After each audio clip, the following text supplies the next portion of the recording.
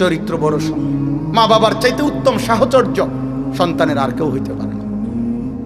মা বাবার চাইতে উত্তম বন্ধু সন্তানের জন্য আর কেউ হইতে পারে না। মা বাবার নেক সুহবত, মা বাবার নেক সাহচর্য খোদার কসম বাচ্চার জীবনে খুব বেশি প্রভাব ফেলে। সন্তানরা সমাজের উঁচু তলার মানুষ। কেউ সরকারি কর্মকর্তা, কেউ নামি দামি বিশ্ববিদ্যালয়, স্কুলের শিক্ষক। ৭৫ বছরের বৃদ্ধা মাকে অসুস্থ অবস্থায় রেখেছিলেন নোংরা ঘরে। সেখানেই মায়ের মৃত্যুও হয়েছে। প্রতিবেশীদের ধারণা প্রবীণ নারীর মৃত্যু হয়েছে কয়েকদিন আগেই। তার ঘরের যে টাইলসগুলা একদম কালো। আমার মনে হয় ওই ঘরটা গত ১০-১২ বছরের মধ্যে কোনো মানুষ ঢুকে নাই। সমস্ত বাচ্চাদের জীবন থেকে পরিমিত শাসন, পরিমিত সংশোধন, মা বাবার কিছুটা নিয়ন্ত্রণ, এটা টোটালি এই আধুনিক ইউরোপের এই স্লোগান থেকে এটা তারা কৌশল করে উঠায় দিছে। বলছে যে না, বাচ্চাকে কিছুই বলা যাবে না, বাচ্চার দিকে তাকানো যাবে না, বাচ্চারে কিচ্ছু বলা যাবে। তে ঘুষি দাও তার বাপেরে, তে তার বাপেরে তুই কইরা কয়, তে তার বাপেরে থাপ্পড় দেয়, হেওড়া হাসে বেগেরে। টাকা উপার্জন শিখে, রোজগারের কোনো ভদ্রচিত পন্থা হয়তো শিখছে, এই স্যুট এই বুট এই সব কিছু দিয়ে রোজগার করে। আল্লাহ চেনে না, মালিক চেনে না, বানানেওয়ালা চেনে না, সৃষ্টিকর্তা চেনে না। আপনার সন্তান মানুষ হয় নাই বেটা। কোনো মুসলমান একবার জিজ্ঞাসাও করে না যে হুজুর আমার ছেলে হইছে, আমার মেয়ে হইছে, এখন এই বাচ্চাটাকে আমি এই প্রথম দিন থেকে কিভাবে গড়ে তুলবো, এর একটা সুনির্দিষ্ট সুন্দর একটা দিক নির্দেশনা আমার করণীয় আপনি আমারে লিখে দেন, ঠিক করে দেন, আপনি আমারে বুঝায় দেন না। আল্লাহ নবী সাল্লাল্লাহু আলাইহি সাল্লাম তো বলছে 7 বছরের আগে নামাজ শিখাইতে। আল্লাহ নবী সাল্লাল্লাহু আলাইহি ওয়াসাল্লাম তো বলছেন 7 বছর বয়সের বাচ্চাকে নামাজ পড়াও, তাহলে তার আগেই শিখাও সামান্য, তার 10 বছরের ভিতরে কমপ্লিট তাকে নামাজি বানায় ফেলো। 10 বছর বয়সী বাচ্চা যদি নামাজ না পড়ে তাহলে তাকে শাসন করো, প্রহার করো, প্রহার করো। অত্যন্ত পরিকল্পিতভাবে ঠান্ডা মাথায় বুঝে শুনে আপনার সমস্ত বাচ্চাদের জীবন থেকে পরিমিত শাসন, পরিমিত সংশোধন, মা বাবার কিছুটা নিয়ন্ত্রণ, এটা টোটালি এই আধুনিক ইউরোপের এই স্লোগান থেকে এটা তারা কৌশল করে উঠায় দিছে। বলছে যে না, বাচ্চাকে কিছুই বলা যাবে না, বাচ্চার দিকে তাকানো যাবে না, বাচ্চারে কিচ্ছু বলা যাবে। তে ঘুষি দাও তার বাপেরে, তে তার বাপেরে তুই কইরা কয়, তে তার বাপেরে থাপ্পড় দেয়, হেওড়া হাসে বেগেরে। ও বাচ্চা মানুষ, তো বাচ্চাকে আখলাক শিখাবে কে? বাচ্চাকে জীবন চিনাবে কে? রাসূলুল্লাহ সাল্লাল্লাহু আলাইহি ওয়াসাল্লাম 5 বছরের নাতি হাসান, ওনার মুখ থেকে সাদকার খেজুর মসজিদে নববীর বারান্দায় খেজুর মুখে দিছে উনি, আল্লাহ নবী মুখের থেকে খুলে ফেলে দিছে। 10 বছরের বাচ্চা নবীজির সামনে খাইতে বসে হাত নাড়াচ্ছে, আল্লাহ নবী সাল্লাল্লাহু আলাইহি ওয়াসাল্লাম তৎক্ষণাৎ সংশোধন করছে যে হে আল্লাহর বান্দা, ইয়া গোলাম, হে প্রিয় বৎস, সাম্মিল্লাহ, বিসমিল্লাহ বলো, কুল বিয়ামিনিকা, ডান হাতে খাও, কুল মিম্মা ইয়ালিকা, তোমার সামনের থেকে খাও। কেন শিখাইলেন তিনি এটা? আল্লাহ নবী সাল্লাল্লাহু আলাইহি ওয়াসাল্লাম রাহমাতুল লিল আলামিন না, তার চাইতে বেশি দয়া মায়া কার? এজন্য ইসলামের একটি বিশেষত্ব, এটা মনে রাখবেন, ইসলামের কোরআন সুন্নাহর মাদ্রাসার দ্বীনি ইলমের একটি বিশেষত্ব হলো এখানে তারবিয়ত তালিমের সাথে অঙ্গাঙ্গিভাবে জড়িত। এখানে শব্দও শেখায়, আখলাকও শেখায়। এখানে এটাও বলে পড়াও মুখস্থ করতে হবে, বসেও পেশাব করতে হবে। এটা গুরুত্বপূর্ণ। এজন্য দেখা যায় যে এই খামখেয়ালি আর অবহেলার কারণে নিজ প্রতিষ্ঠান, এটা তার স্কুল, এই স্কুলে বাচ্চাটা পড়ে, এই স্কুলের বাউন্ডারি ওয়ালের কোনাত খারাইয়া হেতে মতে কি রে বেটা, এটা তোর স্কুল বেটা, তোর প্রতিষ্ঠান বেটা। এই নিয়া কারো কোনো অসুবিধা নাই, কারণ এখানে ফেসাব বড় বিজনেস। এত ফরা ফারে কিনা, এত মাশাআল্লাহ ফরা ফারে, এবার খারাইয়া মুতলি কি আর বইয়া মুতলি কি? মুতের সাথে পড়ার সম্পর্ক কি? না, আমাদের ইসলামের কথা হইল এটার সাথে গভীর সম্পর্ক। আল্লাহ নবী সাল্লাল্লাহু আলাইহি ওয়াসাল্লাম বলছেন ওয়াফাররিকু বাইনাহুম ফিল মাদাজি', 10 বছর বয়সী বাচ্চাকে বিছানা আলাদা করো। দুই ভাই, আপন দুই ভাই, এক লেফ এক কম্বল এক কাঁথার নিচে শুইতে দিবা না, রাসূলুল্লাহ সাল্লাল্লাহু আলাইহি ওয়াসাল্লাম নিষেধ করছে। আল্লাহ নবী সাল্লাল্লাহু আলাইহি ওয়াসাল্লাম 10-11 বছরের বাচ্চাকে দেখছে যে চুল কাটাইছে, তো চুল কাটানোর পরে নবীজি দেখছে যে চুলের একদিকে একটু বড়, আরেক দিক চুল একদম কাটানো, মানে চুল নাই। সরাসরি আল্লাহ নবী সাল্লাল্লাহু আলাইহি ওয়াসাল্লাম বলছেন যে হয় পুরাটা কাটো, নয়তো পুরাটা সমান রাখো। নাহা রাসূলুল্লাহ সাল্লাল্লাহু আলাইহি ওয়াসাল্লাম আনিল কাযা, এই শব্দ হাদিসের বিশুদ্ধ হাদিস। এটা আমাদের এই ফ্যাশনেবল চুল, এটা কোনোভাবেই রাসূলুল্লাহ সাল্লাল্লাহু আলাইহি ওয়াসাল্লামের অনুমোদিত নয়। প্রথম দিন থেকে যদি মুসলমানের বাপ এটা বলতো যে বাবা তুমি এটা কি চুল রাখলা, তাহলে কি সে ঠিক হইতো না? না, ফুলান মানুষ হয়তো বুড়ো হইলে ঠিক হইব 85 বছর বয়সে, সে সময় তো ঠিক না, ওই উপানে আড্ডি মাড্ডি নাই, শরীরের গিরাগাড়ি নাই, জোরাজারি নাই। আপনি সোজা হইতেন না, তো সোজা হইব কি? আপনি তো সোজা হইবার এই টাইম, এখন বয়স নাই, ওনার কি করবেন আপনি? এই জন্য বললাম এটা জরুরি। রাসূলুল্লাহ সাল্লাল্লাহু আলাইহি ওয়াসাল্লাম হযরত জাফর ইবনে আবি তালেব, নবী সাল্লাল্লাহু আলাইহি সাল্লামের আপন চাচাতো ভাই, হযরত আলী রাদিয়াল্লাহু তাআলা আনহুর ভাই জাফর, মুতার যুদ্ধে যিনি শাহাদাত বরণ করেছিলেন, যুদ্ধে শাহাদাত বরণ করছেন, নবী সাল্লাল্লাহু আলাইহি সাল্লামের পক্ষ থেকে প্রেরিত সেনাপতি ছিলেন তিনি। সেই যুদ্ধের ময়দান থেকে খবর আসছে উনি শাহাদাত বরণ করছেন।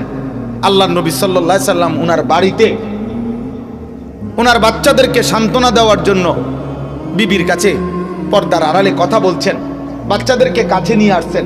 হযরত জাফর রাদিয়াল্লাহু তাআলা আনহুর 3টা বাচ্চা ছেলে ওনারা নবীজির সামনে আসছেন। হাদিসে পরিষ্কার আছে সেই দিন মিয়া, যেই দিন ওনার আব্বার ইন্তেকালের খবর আসছে, শাহাদাত বরণ করছে, নবীজি তাদেরকে বুকে জড়ায় ধরছে, আদর করছে, কাঁদছে, চোখের পানি ফেলছে। কিন্তু একজন ভাতিজা চাচাতো ভাইয়ের ছেলেকে বলছে যে অন্য সাহাবীকে ডাকছে, তার চুলগুলো বড় হয়ে গেছে, তার চুলগুলো সুন্দর করে কেটে দাও। কসম খোদার, এটা হাদিস। সেদিন বলছে যেদিন তার বাবা, আজকে মাত্র শাহাদাতের খবর আসছে। এই জন্য বললাম ইসলামে তারবিয়ত পাশাপাশি প্রতিদিন শিখবেও, প্রতিদিন নিজেকে গড়বেও প্রতিদিন। পরে ঠিক হয়ে যাব না, পরে ঠিক হইতো না, অন ঠিক হইতো, আজ এখনই ঠিক হবে। প্রতিদিন পড়বে, প্রতিদিন শিখবে, প্রতিদিন গড়বে। তালিম এবং তারবিয়ত, তাজকিয়া এবং তালিম বরাবর পাশাপাশি পাশাপাশি। আল্লাহ আমাদেরকে বুঝার তৌফিক দান করেন। আল্লাহ নবী সাল্লাল্লাহু আলাইহি ওয়াসাল্লাম নিজে বলছেন, আল্লামানি রব্বি ফাআহসানা তালিমি ওয়া আদ্দাবানি রব্বি ফাআহসানা তা'দীবি। একসাথে বলছেন নবীজি একই হাদিসে, আমার আল্লাহ আমাকে সর্বোত্তম জ্ঞান ইলম আল্লাহ শিখিয়েছেন এবং আমার আল্লাহ আমাকে সর্বোত্তম আদব শিখিয়েছেন। ইলমও শিখাইছেন আল্লাহ, আদবও শিখাইছেন। তার মানে কি? তার মানে আমি নবী সাল্লাল্লাহু আলাইহি সাল্লাম বাম পাও দিয়া বাথরুমে ঢুকলেন কেন? ডান পাও দিয়া বাথরুম থেকে বের হইলেন কেন? ডান দিকে কাত হইয়া শুইলেন কেন? তিনি আল্লাহ নবী সাল্লাল্লাহু আলাইহি সাল্লামের প্রতিটা পদক্ষেপ খোদার কসম রব্বুল আলামিনের পক্ষ থেকে সিদ্ধান্তকৃত। এটা কারো পরামর্শে না, মিটিং বৈশা না, আল্লাহ পাকের ফয়সালা। এভাবেই করবেন মন, এটা এভাবে, ওটাও ভাবে। এক মুমিন, এক মুসলমান কোনোভাবেই নিজস্ব পছন্দে চলতে পারে না। এই ছোট্ট কথাটা যদি অভিভাবক শ্রেণী বুঝতেন, ছেলেদের জীবন অনেক সুন্দর হতো। 6 বছরের বাচ্চাটারে নিজে জানা শোনা রিমোটটা তার হাতে দিয়ে রাখছে। এই বাচ্চাটা 3টা ঘন্টা 4টা ঘন্টা টেলিভিশনের এই রুমটাতে, মাও নাই বাপও নাই, এই বাচ্চাটা অনবরত তার মন মতো নাটক, গেমস, কার্টুন, যেটা মন চায় সে ওটা শিখতে দেখতেছে নিজে নিজে হাততালি দিতেছে, নিজে নিজে হাত ছুটতেছে, নিজে নিজে আনন্দ করতেছে, মজা পাইতেছে, চিৎকার দিতেছে। মা নিশ্চিন্ত যে বাচ্চা আপনার কি করতেছে, টেলিভিশনের সামনে আছে, অসুবিধা নাই, আপনার এবার যে তার জিনেও ধরে ভূতেও ধরে সমস্যা হইতো না। সে যেই মনোযোগ দিয়ে আছে আড়াইতো না, পানি তো ফুটতো না, আগুনও ফুটতো না, কারণ মনোযোগ দিয়ে টেলিভিশন দেখতেছে, অত্যন্ত সুন্দরভাবে ঠান্ডা মাথায় নষ্ট হইতেছে। আফসোসের বিষয়, আফসোসের বিষয়। আপনি যদি বলেন না ওইখানেও শেখার অনেক কিছু আছে, তো ওইখানে তো শেখার অনেক কিছু আছে, এখানে তো শেখার পুরা কিছু আছে। ওইখানে তো কিছু অনেক কিছু তো বাদ, ওখানে তো কিছু ফাঁসা জিনিসও আছে, এটা তো পুরাটা ভালো। আপনি এটা নেন না কেন? আমরা বুঝি না, আমরা সিডা খাই। হ্যাঁ, আপনি বাচ্চাকে শেখাইতে চাচ্ছেন না, নষ্ট করতে চাচ্ছেন, আমরা বুঝি না। আপনি যদি বলেন যে না আমি তাকে সুন্দর কিছু শেখাবো, তো কোরআনুল কারীমের চাইতে সুন্দর কি? রাসূলুল্লাহ সাল্লাল্লাহু আলাইহি ওয়াসাল্লামের সুন্নাতের চাইতে সুন্দর কি? নবী সাল্লাল্লাহু আলাইহি ওয়াসাল্লাম বাচ্চাদের বিষয়ে তার কোনো দিক নির্দেশনা নাই? কথা বলেন না, আছে?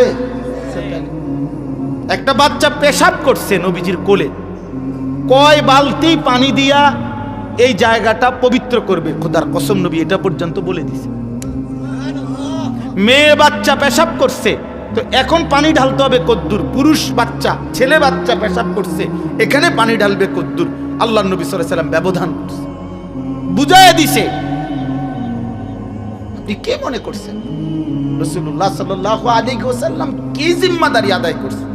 জীবনের এমন কোনো শব্দ নাই, জীবনের এমন কোনো মুহূর্ত নাই, জীবনের এমন কোনো আয়োজন নাই, জীবন চলার পথে এমন কোনো সেকেন্ড নাই যেখানে রাসূলুল্লাহ সাল্লাল্লাহু আলাইহি ওয়াসাল্লামের দিক নির্দেশনা নাই।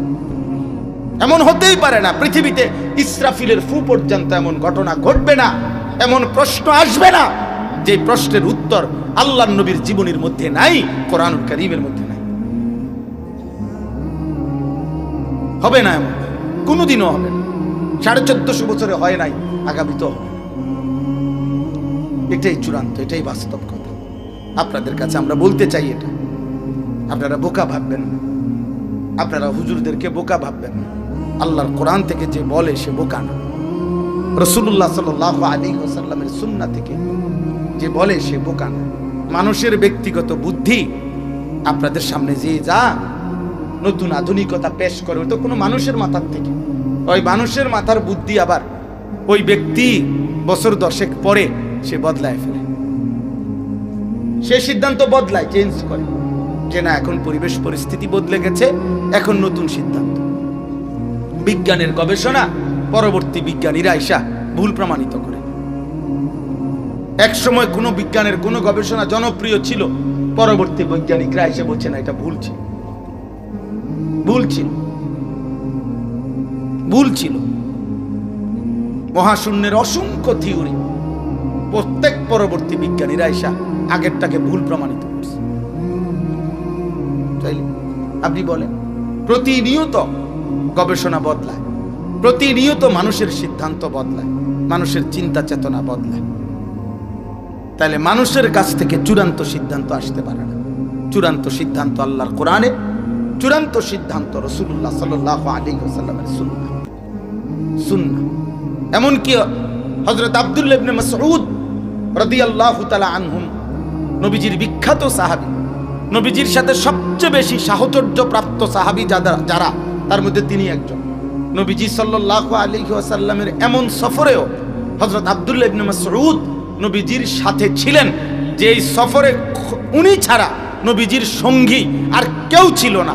এমন বহু সময়ে আল্লাহর নবীর একান্ত সঙ্গী ছিলেন আব্দুল্লাহ ইবনে মাসউদ, যিনি সবার মাঝে থাইকাও নবীকে দেখছে, যিনি একাকীও শতবার আল্লাহর নবীর সঙ্গে সাহচর্যে তিনি ছিলেন হযরত আব্দুল্লাহ ইবনে মাসউদ রাদিয়াল্লাহু তাআলা আনহু।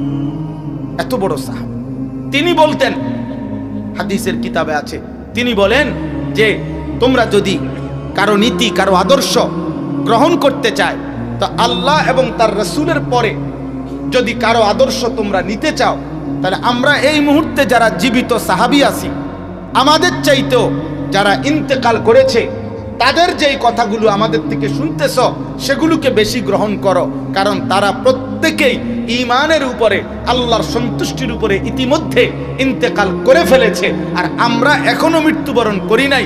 শেষ অবস্থা কি হয় আমাদের জানা নাই। তাহলে আল্লাহ নবী সাল্লাল্লাহু আলাইহি ওয়াসাল্লাম উম্মতকে হেদায়েতের উপরে রেখে আল্লাহ তাআলার শতভাগ সত্যায়ন, আল ইয়াউমা আকমালতু লাকুম দীনাকুম, আমি দিন পূর্ণ করলাম, শতভাগ নিশ্চয়তা নিয়ে আল্লাহ নবী সাল্লাল্লাহু আলাইহি সাল্লাম দুনিয়া থেকে বিদায় নিছেন। বলছেন যে উম্মত, সকালবেলার যেই সূর্যটা আকাশে উঠে এক বিন্দু ওই সূর্যের আলোতে কোনো লালিমা, আরে কোনো আবরণ, কোনো মেঘ, কোনো মেঘের সামান্য অংশ, কোনো স্পষ্টতা ছাড়া একদম ফকফকা যেই আসমানে সূর্য উঠে যখন আলোকিত হয়, এরকম একটি শতভাগ দাগমুক্ত নিষ্কলুষ একটি আলোকিত সূর্যের আলোর মতো আমি তোমাদেরকে 23 বছরে এমন একটা দ্বীনের উপরে, সুন্নাতের উপরে, নীতি আদর্শের উপরে রেখে আমি যাচ্ছি। তারাকতুকুম মুহাজ্জাতান বাইদা। আফসোস মুসলমান, কোনোভাবেই মুসলমান আমাদের বিজয় আসবে না আমাদের আল্লাহর কাছে চাওয়া ছাড়া, আমাদের সম্মান আসবে না। 2-4টা বিল্ডিং আব্বা, একটা গাড়ি কিনা, আর সামাজিকভাবে একটু খাইয়া পড়ে স্ট্যাটাস নিয়া 2-4টা শুদ্ধ কথা বইলা চলা, আর ঘুম যাওয়া, রাত পার করা, দিন পার করা, এটা খুব আহামরি কিছু না, কিছু না। এই 4তলা 6তলা বিল্ডিং এগুলো তেমন কিছু না। এর চাইতে ভালো বিল্ডিং এ ইউরোপ আমেরিকাতে ছাগল ফালে, এর থেকে অনেক উন্নত মানের বিল্ডিং। 80-90 লাখ টাকা দামের প্রাইভেট কারে ইউরোপ আমেরিকাতে আপনার ছাগলের ঘাস টানে, ঘাস বুঝছেন? ইউরোপের বহু দেশে হেলিকপ্টার দিয়ে খেতে সার দেয়, সার আমি জানি। তাহলে এখানে কিচ্ছু না। আপনি মোটামুটি একটা সামাজিকভাবে একটা বিল্ডিং করে, একখান গাড়ি কিনে, আর আপনার বউ বাচ্চা নিয়ে একটু কথা, চাল চরিত্র আখলাকের কোনো হদিস নাই, পর্দা পুশিদা, দিন, ইসলাম, আল্লাহ, শরীয়ত, শুধু এতটুকু যে কথাবার্তা একটু সুন্দর করে বলে, কেমন আছেন আঙ্কেল, ভালো আছেন, রাস্তায় কোনো জ্যামে পড়েননি তো আঙ্কেল আসতে কোনো অসুবিধা নেই, এই তো আব্বু মাত্র গেল, আব্বু তো বলছেন আপনি আসবার কথা আঙ্কেল বলতেছে ছেলেটা কত ভালো, বারবার কাইত হইয়া যায়, গার হালাইয়া দেয়, 5-7 বার বলছে আঙ্কেল এত ভালো ছেলে হয় না, কিন্তু ভালো ছেলে মুতে খাড়াইয়া, ভালো ছেলে আজকে 3 বছর আরেক চরিত্রহীন মেয়ের সাথে তার প্রেমের সম্পর্ক, তার বাপ জানে না। ভালো মেয়েটা হঠাৎ করে আব্বাই শুনে বাইকে গেছে, কথা এমনি শুদ্ধ, এ যেদিন বাগে সেদিনও শুদ্ধ কথা কয়। আখলাকে বড় সম্পদ, চরিত্র বড় সম্পদ, চরিত্র বড় সম্পদ। মা বাবার চাইতে উত্তম সাহচর্য সন্তানের আর কেউ হইতে পারে না। মা বাবার চাইতে উত্তম বন্ধু সন্তানের জন্য আর কেউ হইতে পারে। মা বাবার নেক সুহবত, মা বাবার নেক সাহচর্য খোদার কসম বাচ্চার জীবনে খুব বেশি প্রভাব ফেলে, খুব প্রভাব ফেলে, ভীষণ প্রভাব ফেলে। এই জন্য আমরা প্রত্যেকে বাচ্চাদের চলার ক্ষেত্রে, জীবন চলার ক্ষেত্রে তাদের উঠা বসা, তাদের সাহচর্য, তাদের বন্ধুত্ব, তাদের চলাফেরার দিকে নজর রাখা, এটা খুব জরুরি, খুব জরুরি। আগে এটা খুব ছিল, আমার যেটুকু মনে আছে ছোটবেলায় আমরাও দেখছি, আগে এটার খুব চর্চা ছিল যে ওই বাড়ি, ওই মহল্লা, ওই বাড়ির বাচ্চাদের সাথে আমার বাচ্চাকে বসতে দেব না, চলতে দেব না, ওইগুলা কথায় কথায় গালি দেয়, ওইগুলা ন্যাংটা থাকে, এগুলা আপনার কথাবার্তা সুন্দর না। এই জন্য মা বাবা নজর রাখতো যে ওই বাচ্চাদের সাথে যেন আমার বাচ্চাটা চলতে না পারে। আর আজকে হালাত হইল, উনি জানে যে এই ছেলেটা, তার সহপাঠী 1 ওয়াক্ত নামাজ পড়ে না, তাহলে ওই বাচ্চা যদি ন্যাংটা থাকলে অসভ্য হয় যে এই বাচ্চাটা যেই ছেলেটা 14 বছর 16 বছর মুসলমানের যেই বাচ্চাটা একদিনও ফজরের নামাজ পড়ে না, এই আসমানের নিচে জমিনের উপরে ও 1 কোটি বার বেয়াদব অসভ্য ছাড়া আর কিছু না বেটা। এটা শতভাগ অসভ্য, এটা শতভাগ অসভ্য ছেলে, শতভাগ বেয়াদব, 100% বেয়াদব। এটা 100 বেয়াদব, 100 বেয়াদব। মুসলমানের যেই বাচ্চা মালিককে সেজদা দেয় না ওই বেয়াদব, পরে যদি কেউ সমর্থন করে ওই বেয়াদব বেটা, আখলাক বেটা। ও মানুষ হচ্ছে না বেটা, বেনামাজি মানুষ হয় না, সেজদাবিহীন নাফরমান মানুষ হয় না, উপার্জনকারী প্রাণী হয়, ইকোনমিক্যাল অ্যানিমেল হয়, অর্থনৈতিক প্রাণী হয়, টাকা উপার্জন শিখে, রোজগারের কোনো ভদ্রচিত পন্থা হয়তো শিখছে, এই স্যুট এই বুট এই সব কিছু দিয়ে রোজগার করে। আল্লাহ চেনে না, মালিক চেনে না, বানানেওয়ালা চেনে না, সৃষ্টিকর্তা চেনে না। আপনার সন্তান মানুষ হয় নাই বেটা, মানুষ হয় নাই বেটা, আখলাক শিখে নাই, মালিক যে চেনে না, সেজদা দিবে না কেন, নামাজ পড়বে না কেন? কেন? আপনি কি বলতে চান? আপনার ছেলে ভদ্র ছেলে? কিসের ভদ্র, কিসের ভদ্র? অকৃতজ্ঞকে কেউ ভদ্র বলে না, অকৃতজ্ঞকে কেউ ভদ্র বলে না। এই পৃথিবীর সবাই জানে অকৃতজ্ঞকে বেয়াদব বলে। আপনি বলেন না তো? আমি যদি এই ভাইরে বলি আজকে 5 বছর ধরে মনে করেন আমি তাকে প্রত্যেক মাসে 2,000 টাকা দিছি, কথার কথা প্রতি মাসে দিয়ে গেছি, সব সময় খোঁজ খবর রাখছি, দেখা হইলেই 5 বছর পরে মনে করেন সে এখন আর আমারে চিনে না, আমারে দেখে আরেকদিকে চলে গেল, আমারে পাত্তাও দিল না, তখন আমি আমার বিবেক কি বলবে? আমি কি বলবো তার? বেটা তোরে আজকে 5টা বছর আমি সব সময় খোঁজ খবর রাখছি, তোরে দেখা হইলেই বেটা খবর নিছি, তোরে 2,000 করে টাকা দিয়ে গেছি, তোর জন্য আমি এত কিছু করলাম, আজ তুমি আমারে চিনো না, তুই মানুষের বাচ্চা বেটা, এত অকৃতজ্ঞ বেটা। তাহলে মাসে 2,000 টাকার কৃতজ্ঞতার জন্য যদি মানুষ তাকে বলে যে এটা মানুষের বাচ্চার কাজ হইতে পারে না, এত বড় অকৃতজ্ঞতা, এত বড় আসমান ও জমিন, এত বড় সৃষ্টি জগৎ দিয়ে যে আল্লাহ যেই মানুষের বাচ্চার কাছে একটা সেজদা পায় না, তুই কিসের মানুষের বাচ্চা বেটা? কোন মানুষের বাচ্চা এটা বেটা? কেমনে এত বড় অকৃতজ্ঞ মানুষের বাচ্চা হয় কেমনে বেটা? প্রমাণ করেন, দাঁড়াইয়া বলেন, প্রতিবাদ করেন, এখন বলেন। মানুষের বাচ্চা মুসলমানের ঘরে এত বড় অকৃতজ্ঞ বেয়াদব যে আসমানওয়ালা চেনে না, জমিনওয়ালা চেনে না, মালিক চেনে না, একটা সাজদা দিতে জানে না, 1 ওয়াক্ত নামাজ পড়ে না, আল্লাহর কোরআনের একটা পৃষ্ঠা সাইয়াও কইতে পারে না, পড়তে পারে না শুদ্ধ। আপনি তারে কি বানাইছেন? প্লাস্টিক ছাড়া কিতা বানাইছেন এটা? আপনি জানেন না আপনি মুসলমান? আপনি শুনেন নাই মুসলমানের উপরে কোরআন শরীফ পড়া ফরজ? আপনি শুনছেন না মুসলমানের উপরে নামাজ ফরজ? আপনি শুনছেন না? আপনি মস্কারি করেন। কোরআন শরীফ হুজুরদের কিতাব, কথা বলে না কেন? কোরআন শরীফ তাবিজের কিতাব, হ্যাঁ? এটা তাবিজ বেসনে লেগে দিছে, এটা বইয়ে বইয়ে 10 জন হুজুর দিয়ে দিয়ে আপনার বিপদ আপদ হইব, আর হুজুর 10 জনের 100 টাকা করে দিয়া আপনি খতম পড়াইবেন। কোরআন শরীফ এই 1000 টাকার ভিতরে বেচতে বিলাইছে, হ্যাঁ?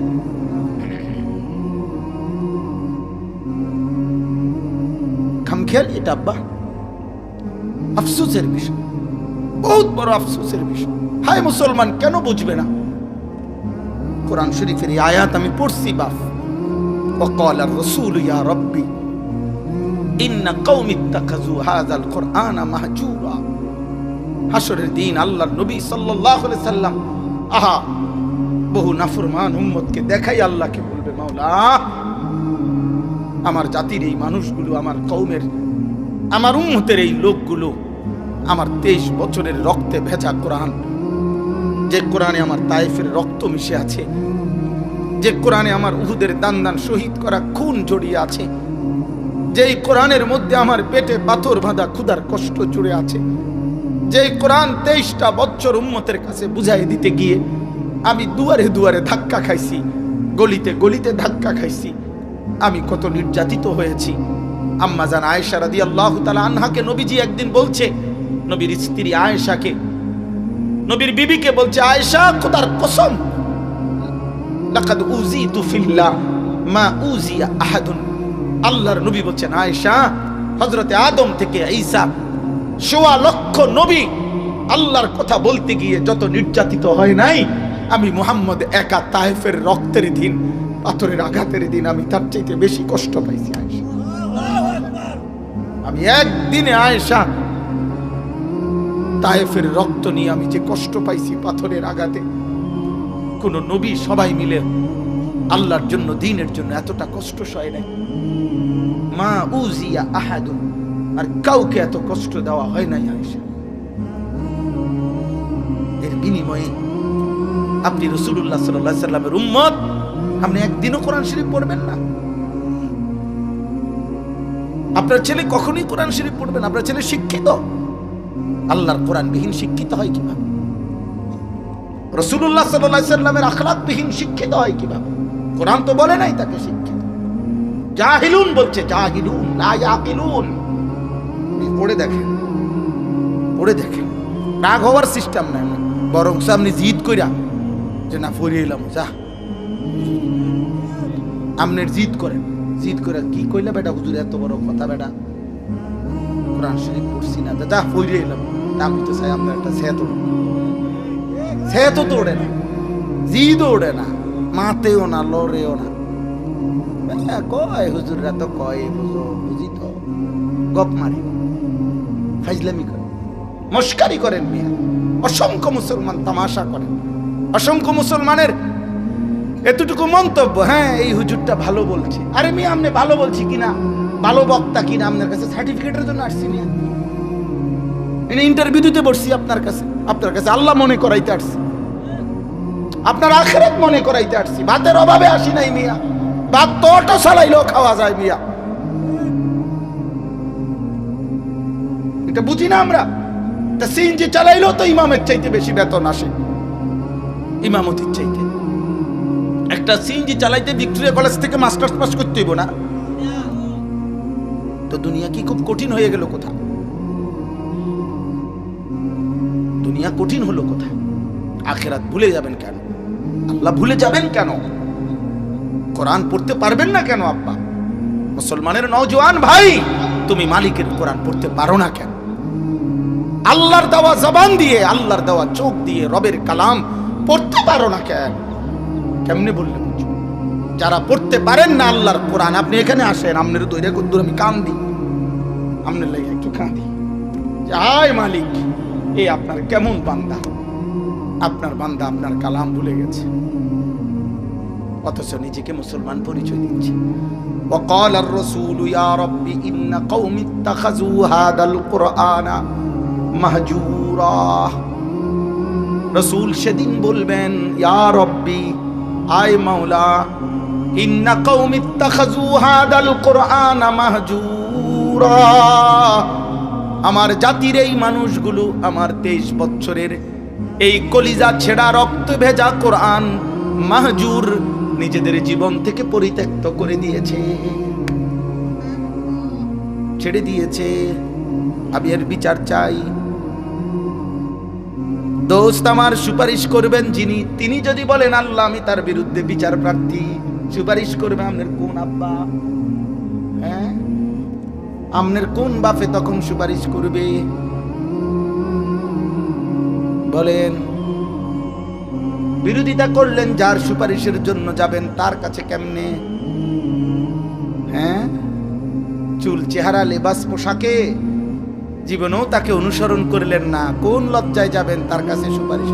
বুঝতে কি লাইছে? হ্যাঁ, তিনি গেলে আপনি দৌড় দিয়া, হ্যাঁ, আপনার 30 বছরের সুদের টেহা লইয়া আপনি সুপারিশের জন্য যাইবেন? বাহ বাহ বাহ বাহ। আপনার ঘরে আপনার মৃত্যুর দিন পর্যন্ত রঙিন টেলিভিশন চলতো, নর্তকী নাচতো, টেলিভিশনে নাটক সিনেমা চলতো। এই টেলিভিশন রাইকে এই মাসের কোনো বিলও দিছেন না, আপনি খবরে গেছেন, আপনার ফুতে বিল দিছে পরে। আপনি নবীজি সুপারিশ করে আপনারে বেহেশত দিয়ে দিব, বুঝে কি লাইছে? ঠেকাই পড়ে গেছে। খামখেয়ালি ভেবেছেন। মুসলমান আখিরাতকে খামখেয়ালি মনে করেন না। দুনিয়া কিচ্ছু না। দুনিয়া ভাত মাছের ব্যবস্থা করা খুব সহজ কিছু। পরিশ্রম করলেই আল্লাহর দয়ায় দুনিয়া অর্জন হয়, আর আল্লাহর ফয়সালাতেই হয়। আল্লাহর ফয়সালাতেই দুনিয়া হয়। দুনিয়া কিচ্ছুই না। দুনিয়া খুব বেশি কঠিন কিচ্ছু না, একদম ইজি একটা বিষয়, একদম সহজ। দুনিয়া কঠিন না, আখিরাত কঠিন। আখিরাত অনেক লম্বা।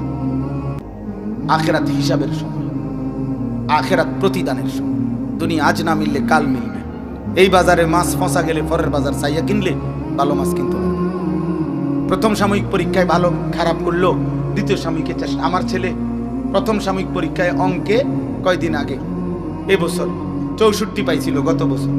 আমি খুব তাকে বুঝাইছি, আব্বা এটা হইতেই পারে না, আব্বা তুই আমার ফুট, আমি এটা মানি না আব্বা। দ্বিতীয় সাময়িক পরীক্ষা আলহামদুলিল্লাহ আমার ছেলে মিজান জামাতে 100 পাইছে অঙ্কে। এটা হইতেই পারে, এটা দুনিয়া। পরের বারে চেষ্টা করছে। আখিরাতে কেমনে চেষ্টা করবে নতুন করে? কবরে কেমনে চেষ্টা করবে নতুন করে? বলেন বাপ। দুনিয়া না আবার চেষ্টা করলেন, দুনিয়া না আবার চেষ্টা করলেন। পুরাটা বিল্ডিং পুড়ে গেছে, পুরাটা ফ্যাক্টরি ছাই হয়ে গেছে, হতেই পারে। আবার চেষ্টা করেন, আবার হবে। ধ্বংসস্তূপের মধ্যেও নতুন ভবন আবার দাঁড়াবে। বন্যার্ত মানুষও আবার ঘুরে দাঁড়াবে। আখিরাত বলেন, আখিরাত কেমনে ঘুরে দাঁড়াবে? পরকাল কেমনে ঘুরে দাঁড়াবে? আল্লাহ আমাদেরকে বুঝ দান করেন, আল্লাহ আমাদেরকে মাফ করে দেন। আয় কারীম। চলেন, আমার কথা শেষ।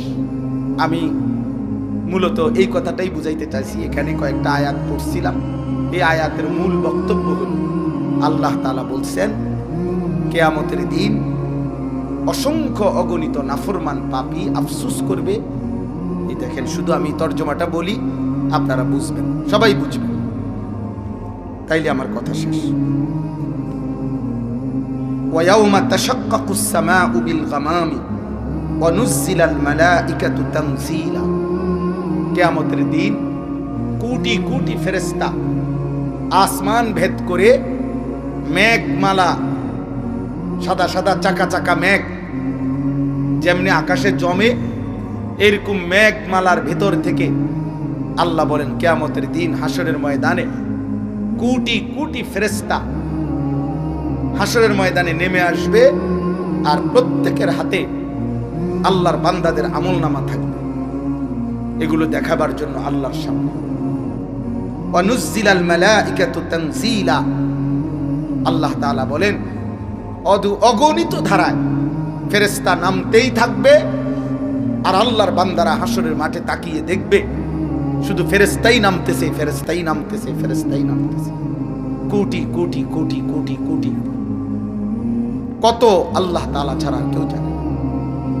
আল্লাহ বলেন এই কোটি কোটি ফেরেশতা যখন হাসরের ময়দান ব্যারিকেড দিয়ে দাঁড়াবে, আল্লাহ পাকের কুদরতি সিংহাসনের ডানে বামে দাঁড়াবে, তখন সমস্ত হাসরবাসী মাঝখানে দাঁড়াইয়া কি পরিমাণ কাঁপতে থাকবে চিন্তা করুন। তো আল্লাহ তাআলা বলেন আল মুলকু ইয়াউমা ইদিনিল হাক্কু লির রহমান। সেদিন হাসরের মাঠে সমস্ত মালিকানা, সমস্ত সিদ্ধান্ত, সমস্ত ফয়সালা একমাত্র আল্লাহ রব্বুল আলামিনের জন্যই থাকবে। সেদিন আর কারো কোনো ফয়সালা দেওয়ার অধিকার থাকবে না। নবীজি সাল্লাল্লাহু আলাইহি সাল্লাম সুপারিশ করবে, ফয়সালা না, সুপারিশ করবে, ফয়সালা না। হাফেজ সাহেব 10 জন হোক আর 11 জন হোক সুপারিশ করবে। হাজি সাহেব 400 জন হোক আর 4000 জন হোক সুপারিশ করবে। সব সুপারিশ, সুপারিশ এবং টাইম মতে আল্লাহ বললে সুপারিশ করবে। কিন্তু সুপারিশ মানে ফয়সালা না, সিদ্ধান্ত না। সুপারিশ মানে আবেদন। আল্লাহ তাআলা বলেন সেদিন মালিকানা, বাদশাহী, রাজত্ব, ফয়সালা, চূড়ান্ত একক অধিকার শুধু আল্লাহর। ওয়া কানা ইয়াওমান আলাল কাফিরিনা আসীরা। আর সেই দিনটি হবে সমস্ত পাপী, কাফের, নাফরমান, বেঈমানের জন্য আসির, খুব কঠিন, বড় বেশি কঠিন। তাফসীরের মধ্যে লিখছে এর উল্টোটা, এই কথা যেহেতু আল্লাহ বলছে, এর উল্টোতে এই কথা স্পষ্ট বোঝা যায় হাসরের ময়দানেও ইমানদার মুমিন আল্লাহর প্রিয় বান্দাদের জন্য হবে খুব সহজ। ওরা তখনও দুনিয়াতে যেইভাবে নিশ্চিন্ত ছিল আল্লাহর ইবাদতে, হাসরের ময়দানেও ওনারা নিশ্চিন্তই থাকে। সুবহানাল্লাহ। এক বুজুর্গকে জিজ্ঞেস করছিল, আমরা কিতাবে পড়ছিলাম যে আপনি যদি নিশ্চিত হন আগামীকাল ঠিক এই সময় মারা যাবেন, তাইলে আপনার হাতে এখন 24 ঘন্টা বাকি, এই 24 ঘন্টা আপনি কিভাবে আমল করবেন? উনি বলছেন, খোদার কসম, গত 40 বছর আমি যেভাবেই আমল করতাম এভাবেই করব। কারণ গত 40 বছর আমি প্রতিদিন এটাই ভাবতাম, আজই আমার শেষ দিন। মানে ভিন্ন প্রস্তুতির কিছু নেই, আলাদা কিচ্ছু নেই। দুনিয়া আমাদের প্রতিদিনই চলে যাওয়ার দিন, আমরা কেউই জানি না আজ না কাল। কাজে আমাদের প্রতি মুহূর্তে মৃত্যু যার কাঁধে ভর চলে, কাঁধের পাশে, অ্যাক্সিডেন্ট, বিপদ, দুর্ঘটনা কিংবা মৃত্যু যার সাথী হয়ে বেড়ায়, তার আবার আনন্দ কিসের? তার জীবনের আর উৎসব কিসের? এটা কি নেই বলেন মিয়া? যার পিছনে 24 ঘন্টা মৃত্যু তাড়ায়, তার আবার আনন্দ কিসের? যার পিছনে 24 ঘন্টা গাড়িটা 1 কোটি টাকা দাম হোক, কিন্তু অ্যাক্সিডেন্ট পিছনে ঘুরছে কিনা? কথা বলে না। বিপদ ঘুরছে কিনা? আমি যত বড় রাজপ্রাসাদেই থাকি না কেন, মৃত্যু আমার পিছনে আছে কিনা? তাহলে যাকে মৃত্যু তার সঙ্গী, অ্যাক্সিডেন্ট যার সঙ্গী, রোগ সুখ যার সঙ্গী, তার আবার উল্লাস কি? তার আবার আনন্দ কি? এই জন্য কোরআনুল কারীমের মধ্যে বলছে আব্বা, ওয়া ইন্নাদ দারাল আখিরাতা লাহিয়াল হায়াওয়ান। ওই বাইরের ইয়াগুলো বন্ধ করে দিয়ে আল্লাহ তাআলা বলছে, মনে রেখো বান্দা, আখিরাত, জান্নাত, আখিরাতের ঘর, সেটাই কেবল জীবন। জীবন বলতে যেটা লাইফ, হায়াত, নিশ্চিন্ত, নিরাপদ, নিষ্কণ্টক, কোনো পেরেশানি নাই, এটা শুধুই জান্নাত। ওয়া তাহিয়াতুহুম ফিহা সালাম। আল্লাহ কোরআনে বলছে, জান্নাতি বান্দা যে যাকে দেখবে শুধু কইবে সালাম। আমি জিজ্ঞামা মোনারে, আব্দুল সালাম ভাই কেমন আছেন? আব্দুল সালাম ভাই বলল শান্তি। উনি আমারে জিজ্ঞাসা করবে, আপনি কেমন আছেন? শান্তি। মানে জান্নাতি বান্দা একে অপরকে বলবে, ভাইয়া তুমিও সুখে আমিও সুখে, তুমিও নিশ্চিন্ত আমিও নিশ্চিন্ত, তোমার আনন্দও শেষ হবে না আমার আনন্দও শেষ হবে না, তোমার হুরও শেষ হবে না আমার হুরও শেষ হবে না, তোমার ফল ফলাদিও শেষ হবে না আমারও শেষ হবে না। ওয়া আখিরু দাওয়াহুম আনিল হামদুলিল্লাহি রাব্বিল আলামিন। জান্নাতি বান্দা প্রত্যেক নিয়ামত ভোগ করে প্রতি সেকেন্ড সেকেন্ড বলবে আলহামদুলিল্লাহ, আলহামদুলিল্লাহ, আয় করিম, আপনার প্রশংসা, আপনি আমারে জান্নাত দিয়েছেন। ওয়া ইন্নাদ দারাল আখিরাতা লাহিয়াল হায়াওয়ান। আখিরাতি জীবন, যে জীবনের পিছনে মৃত্যু নাই, যে জীবনের পিছনে দুঃখ নাই, যে জীবনের পিছনে অ্যাক্সিডেন্ট নাই, যে জীবনের পিছনে কোনো ব্যারাম নাই, সেটাই মূলত জীবন। দুনিয়া শুধুই পার হওয়া, দুনিয়া শুধুই অতিক্রম করা, দুনিয়া শুধুই জায়গায় স্থানান্তর করা, বদলানো। আল্লাহ আমাদেরকে বুঝার তৌফিক দেন। ওয়া কানা ইয়াওমান আলাল কাফিরিনা আসীরা। আল্লাহ বলে, সেদিন নাফরমান, আখিরাতের দিন বড় কঠিন হবে বান্দা। ওয়া ইয়াওমা ইয়া'আদ্দুজ যালিমু আলা ইয়াদাইহি ইয়াকুলু ইয়া লাইতানি ইত্তাখাযতু মা'আর রাসূলি সাবিলা। আল্লাহ বলে, প্রত্যেকটা পাপী নাফরমান হাসরের ময়দানে নিজের আঙ্গুল, নিজের দাঁত দিয়ে এইভাবে কামড়াইবে আর ছিঁড়ে ফেলতে চাইবে, আর আফসোস করবে আর বলবে, ইয়া লাইতানি ইত্তাখাযতু মা'আর রাসূলি সাবিলা। হায় আফসোস, আমি যদি দুনিয়ার হায়াতে রাসূলের পথ ধরতাম। মদিনার যেই বন্ধু আমার জন্য কেঁদেছে, আমি যদি সেই বন্ধুকে মনে করতাম, যে নবী 23 বছর আমার জন্য কেঁদেছে, আমি তাকে যদি ভালোবাসতাম। আম্মা জানা আয়েশা রাদিয়াল্লাহু তাআলা আনহা বলেন, এশার নামাজের কিছুক্ষণ পরে আল্লাহর নবী দাঁড়াইলেন তাহাজ্জুদের নামাজে। আমি আয়েশা শুয়ে শুয়ে দেখলাম, আর মনে মনে ভাবলাম, দেখি আমার নবী কতক্ষণ দাঁড়িয়ে থাকে তাহাজ্জুদ পড়ে। সেদিন আমি ভেবেছিলাম আমি আর ঘুমাবো না, আমি শুধু নবীর নামাজটুকু দেখব।